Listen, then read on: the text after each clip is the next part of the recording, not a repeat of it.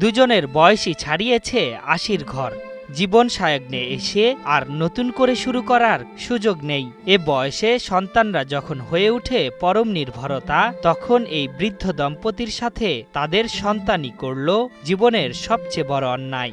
সন্তানের লোভের কাছে হার মেনেছে ৮০ বছর বয়সী এই জন্মদাতা বাবা মা। তাদের আর্তনাদে ভারী হয়ে উঠছে আকাশ বাতাস। ছেলে ওখানে যায় নিজের নাম করে নিছে, নিয়ে তার বইয়ের নামে দিছে।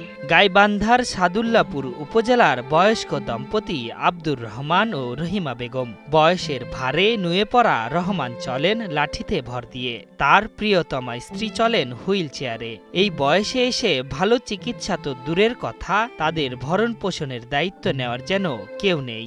৪৬ শতক, এটাও আমার বড় ভাই গোপন করে নিয়ে আত্মসাৎ করছে। তারপর বাপের যেটা ছিল এটাও সে চুরি করে নিয়ে আত্মসাৎ করলো। তাহলে আমরা তো ভূমিহীন হয়ে গেলাম, আমরা কোথায় যাব? এখন তো বাপের মায়ের দেখাশোনাও সে করতেছে না, আমাদেরও তেমন চলে না। আমরা এখন বাপ মায়ের ভরণ পোষণ কিভাবে দেই?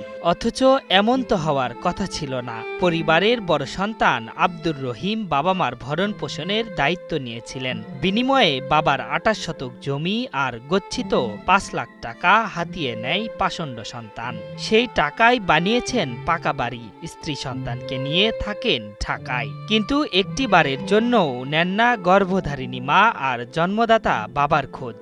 তো বড় ছেলে আমাকে অনেক প্রলোভন দেখায়া ব্যাংকে যে টাকা ছিল আমার ৫,৫০,০০০, এই টাকাটা উনি নানান বঞ্চনা দিয়ে আমার কাছ থেকে নিয়ে হাতে নিয়ে একেবারে বাড়ি তো আসে না, টাকা পয়সাও দেয় না। আর দুইজন আমরা কোথায় যাব? হ্যাঁ, এটা তো এখন আমাদের ভরণ পোষণ কেউ দিচ্ছে না। এখন আমার খাবো কোথায়, চিকিৎসা করবো কী করে? এটার আমি সুষ্ঠু বিচার চাই।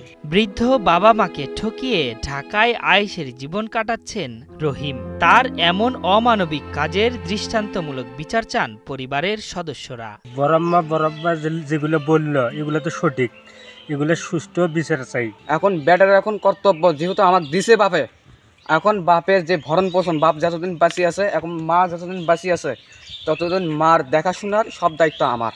কিন্তু বেটা সেটা না করিয়া বেটা নাকি বেটার মতো চলতেছে, বাপের কোনো খোঁজ খবর নেয় না। পাষণ্ড সন্তানের হাতিয়ে নেয়া টাকা ফেরত পেলে অন্তত শেষ বয়সে দুমুঠো ডাল ভাত খেয়ে জীবন পরিচালনা করতে পারবে এই দম্পতি। এজন্য প্রশাসনের হস্তক্ষেপ কামনা করেছেন পরিবারের সদস্যরা। আশরাফুল ইসলাম, ৭১।